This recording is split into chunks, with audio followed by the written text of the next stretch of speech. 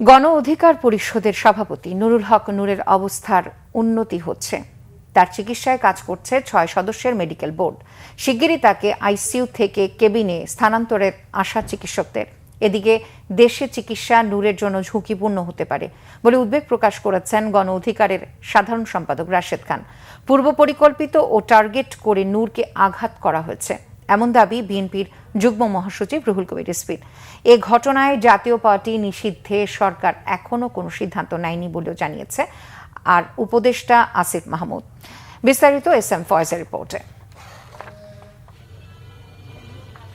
নাক ও চোয়ালের হাড় ভাঙ্গা, মস্তিষ্কে রক্তক্ষরণ ও চোখের ইনজুরি নিয়ে ঢাকা মেডিকেল কলেজ হাসপাতালে ভর্তি হন নুরুল হক নূর। চিকিৎসকরা জানান, সময়ের সাথে সাথে ভাঙ্গা হাড় জোড়া লেগে যাবে, দ্রুতই আইসিইউ থেকে নেওয়া হবে কেবিনে। সবশেষ সিটি স্ক্যান রিপোর্টে দেখা গেছে মস্তিষ্কে রক্তক্ষরণ কমে আসছে। মানসিক ট্রমার মধ্যে থাকায় কিছুটা জটিলতা আছে, তবে তা দ্রুতই সেরে যাবে বলে জানান চিকিৎসকরা। নূর ছাড়াও গণ অধিকার পরিষদের আরও কয়েকজন নেতা ঢাকা মেডিকেলে চিকিৎসা নিচ্ছেন। ফ্র্যাকচার হিল হতেও ধরুন 4 থেকে 6 সপ্তাহ সময় লাগবে, কিন্তু তার জন্য ওনাকে কিন্তু হাসপাতালে থাকাটা জরুরি না। উনি হয়তো উইদিন 1 উইক হাসপাতাল থেকে চলে যেতে পারবেন এবং তারপরে বাসায় রেস্ট নিলে এটা কিছুদিনের মধ্যেই এই যে ফ্র্যাকচারের কথা বললাম, ওনার ফ্র্যাকচারের যে বৈশিষ্ট্য হচ্ছে যে ফ্র্যাকচারগুলো ডিসপ্লেসড না, মানে জায়গায় আছে, জাস্ট টাইম দিলেই হিল হয়ে যাবে। তারপরও শঙ্কা কাটছে না পরিবারের। নুরুল হক নূরের সুস্থতা কামনায় দেশবাসীর কাছে দোয়া চেয়েছেন স্বজনরা। আমার ভাষা আমি প্রকাশ করতে পারতেছি না যে এই বাংলাদেশের নূরের উপরে এই ধরনের গত 8 বছরে ফ্যাসিস্ট আমলেও এতটা নৃশংসভাবে ন্যাক্কারজনক হামলা ওর উপরে হয় না। এই সময়ে এসে এভাবে ওর উপরে এই ধরনের আক্রমণ হবে যা আমার কল্পনা অতীত। উন্নত ট্রিটমেন্টের জন্য মানে বাহিরে যাতে ওর চিকিৎসার ব্যবস্থাটা করা হয়, এটাই হলো আমার মেইন আশা। এদিকে সভাপতির শারীরিক অবস্থার খোঁজ খবর নিতে হাসপাতালে আসেন গণ অধিকার পরিষদের নেতারা। এ সময় নুরুর উপর হামলাকারীদের শাস্তির দাবি জানান তারা। প্রত্যাখ্যান করেন আইসপের বিবৃতি। সেনাবাহিনীর কতিপয় সদস্যরা আমাদের উপরে হামলা করলো। এখন এই হামলার ঘটনাকে সেনাবাহিনী বলছে মব। এইটা কোনোভাবেই মব হতে পারে না।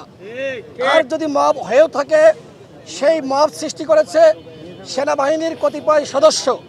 আমরা সেনাবাহিনীর পক্ষ থেকে যে বিবৃতি দেওয়া হয়েছে, আমরা সেটাকে প্রত্যাখ্যান করছি। সেনাবাহিনীর মধ্যে যে সকল আওয়ামী দোসররা রয়েছে তাদেরকে চিহ্নিত করে তাদের আইনের আওতায় আনা, শাস্তি প্রদান করা সেনা প্রধানের দায়িত্ব, সরকারের দায়িত্ব।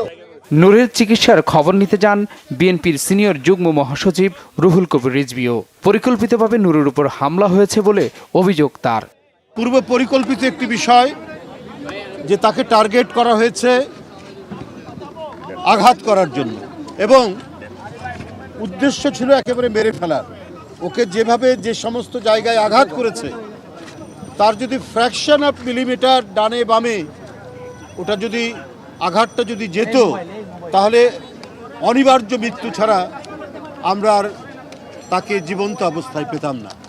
নুরুল হক নূরকে দেখতে হাসপাতালে যান উপদেষ্টা শারমিন এস মুর্শিদ ও আসিফ মাহমুদও। বলেন, হামলাকারীদের শনাক্ত করতে শক্তিশালী কমিটি করা হয়েছে। আওয়ামী লীগের সময়েও এই ধরনের ঘটনা আসলে ঘটতে দেখিনি, যেটা দুঃখজনকভাবে হয়েছে। এবং সেই জায়গা থেকে অবশ্যই যেহেতু অন্তর্বর্তীকালীন সরকার দায়িত্বে আছে, যেই করুক না কেন এই দায়টা সরকারের উপর বর্তায় এবং সরকারকেই এটার সমাধান করতে হবে এবং এই বিচার করার মাধ্যমেই, এই হামলার বিচার করার মাধ্যমেই ভবিষ্যতে যাতে এই ধরনের ন্যাক্কারজনক ঘটনার কেউ ঘটানোর সাহস না করতে পারে, সেটা নিশ্চিত করতে সরকার বদ্ধপরিকর। জাতীয় পার্টির মাধ্যমে আওয়ামী লীগকে ফেরানোর পরিকল্পনা চলছে বলেও এ সময় মন্তব্য করেন উপদেষ্টা আসিফ মাহমুদ। এস.এম. ফয়েজ, বাংলা ভিশন, ঢাকা।